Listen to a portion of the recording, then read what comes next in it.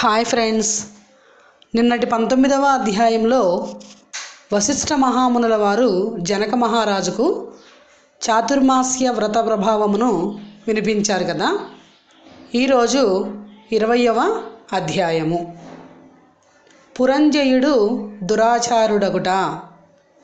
ఈ కథ ఏంటో ఈ అధ్యాయంలో మనం చూద్దాం. జనక మహారాజు చాతుర్మాస్య వ్రత ప్రభావమును వినిన పిమ్మట వశిష్ఠునితో, గురువర్య, కార్తీక మాస మాహాత్మ్యమును ఇంకను వినవలెనని కోరిక కలుగుచున్నది. ఈ వ్రత మాహాత్మ్యమున ఇంకను విశేషములు గలవా అను సంశయము కూడా కలుగుచున్నది. ఈ నా సంశయ నివారణ కొరకు మరిన్ని ఉదాహరణములను వినిపించమని ప్రార్థించాను. వశిష్ఠుల వారు మందహాసముతో, ఓ రాజా, కార్తీక మాస మాహాత్మ్యము గురించి అగస్త్య మహామునికి అత్రిమునికి జరిగిన ప్రసంగం ఒకటి కలదు. దానిని వివరించెదను, ఆలకించమని ఆ కథా విధానమును ఇట్లు వివరించెను. పూర్వమొకప్పుడు అగస్త్య మహర్షి అత్రి మహర్షిని కాంచి, ఓ అత్రి మహాముని, నీవు విష్ణువు అంశయందు పుట్టినావు. కార్తీక మాస మాహాత్మ్యము నీకు ఆమూలాగ్రముగా తెలియను, కావున దానిని నాకు వివరించమని కోరాను. అప్పుడు అత్రి మహాముని, కుంభ సంభవ, నీవడిగిన ప్రశ్న వాసుదేవునికి ప్రీతికరమగుటచే ఉత్తమమైనది. కార్తీక మాసముతో సమానమగు మాసము, వేదముతో సమానమగు శాస్త్రము, ఆరోగ్య సంపదకు సాటియగు సంపద లేదు. అటులనే శ్రీమన్నారాయణుని కంటే వేరు దేవుడు లేడు. ఏ మానవుడైనను కార్తీక మాసమున నదిలో స్నానము చేసినను, శివకేశవుల ఆలయమందు దీపారాధన చేసినను, లేక దీపదానము చేసినను కలుగు ఫలితము అపారము. ఇందుకొక ఇతిహాసము ఉన్నది, వినుము అని చెప్పసాగిన.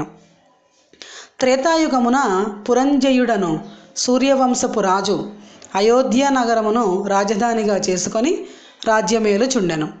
అతడు సమస్త శాస్త్రములను చదివి పట్టాభిషిక్తుడై న్యాయముగా రాజ్యపాలన చేసెను. ప్రజలకెట్టి ఆపదలు రాకుండా పరిపాలించుచూ ఉండెను.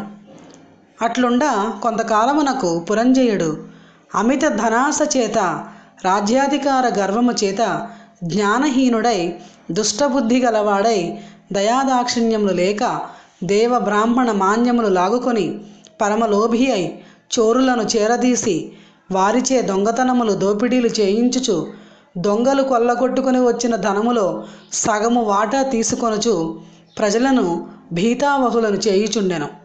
ఇటుల కొంతకాలము జరగగా అతని దౌష్ట్యములు నలుదిక్కులా వ్యాపించెను. ఈ వార్త కాంభోజ, టెంకణ, కొంకణ, కళింగాది రాజుల చెవులబడినది. వారు తమలో తాము ఆలోచించుకొని కాంభోజరాజుని నాయకునిగా చేసుకొని రథ, గజ, తురగ, పదాతి సైన్య బలాన్వితులై రహస్య మార్గము వెంట వచ్చి అయోధ్యానగరమును ముట్టడించి నలువైపులా శిబిరములు నిర్మించి నగరమును దిగ్బంధనము చేసి యుద్ధమునకు సిద్ధపడిరి.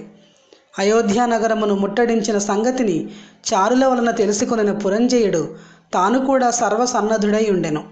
అయినను ఎదుటి పక్షము వారు అధిక బలాన్వితులుగా ఉండుట చేత తాను బలహీనుడుగా ఉండుట విచారించి ఏమాత్రము భీతి చెందక శాస్త్ర సమన్వితమైన రథమెక్కి సైన్యాధిపతులను పురిగొల్పి చతురంగ బల సమేతమైన సైన్యముతో యుద్ధ సన్నద్ధుడై వారిని ఎదుర్కొన భేరి మ్రోగించి సింహనాదము గావించుచు మేఘములు గర్జించునట్లు హూంకరించి శత్రు సైన్యములపై పడెను.